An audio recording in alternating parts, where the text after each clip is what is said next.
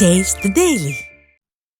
ராணிப்பேட்டை மாவட்டம் பெண்ணகர் மேட்டு காலனியில் தீ விபத்தில் சிக்கி படுகாயம் அடைந்த சிறுமி சிகிச்சை பலனின்றி உயிரிழந்தார்.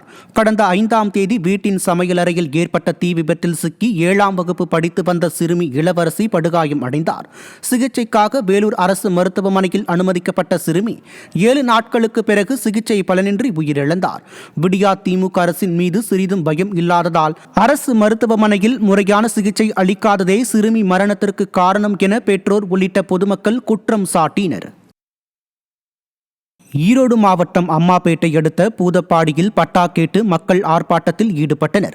பூதப்பாடியில் ஒரு பிரிவைச் சேர்ந்த 50க்கும் மேற்பட்ட குடும்பத்தினர் பட்டா கேட்டு வருவாய்த்துறை மற்றும் மாவட்ட ஆட்சியரிடம் பலமுறை மனு அளித்துள்ளனர்.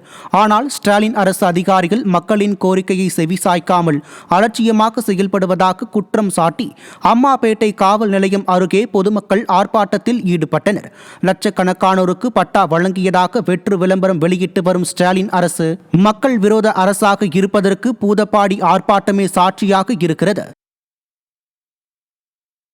ராணிப்பேட்டை மாவட்டம் அரக்கோணம் அருகே நீர்வரத்து கால்வாய் ஆக்கிரமிப்பை அகற்ற பொதுமக்கள் கோரிக்கை விடுத்தனர். காவனூர், கீழ்ப்பாக்கம் உள்ளிட்ட பல்வேறு கிராமங்களுக்கு செல்லும் பிரதான சாலையின் இருபுறமும் அமைந்துள்ள கால்வாய்களை பல்வேறு நபர்கள் ஆக்கிரமிப்பு செய்துள்ளனர்.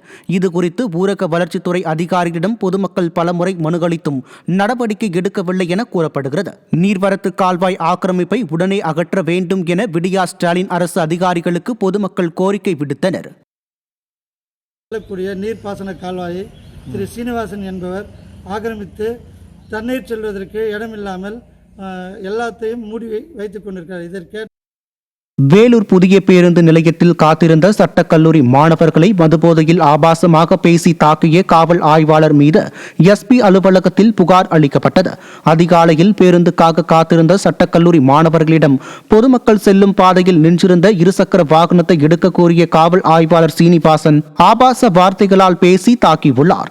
இது தொடர்பாக காவல்துறை கண்காணிப்பாளர் அலுவலகத்தில் சட்டக்கல்லூரி மாணவர்கள் புகார் அளித்தனர். விடியா திமுக ஆட்சியில் காவல்துறையினர் பொதுமக்களிடம் ரவுடிகள் போல் செயல்படுவதாக குற்றம் சாட்டப்படுகிறது.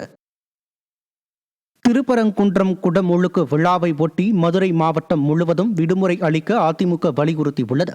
திருப்பரங்குன்றம் கோயிலில் வரும் 14ஆம் தேதி குடமுழுக்கு நடைபெறவுள்ள நிலையில் விடிய அரசு திருப்பரங்குன்றம் வட்டத்திற்கு மட்டும் விடுமுறை அளித்து அறிவிப்பு வெளியிட்டுள்ளது.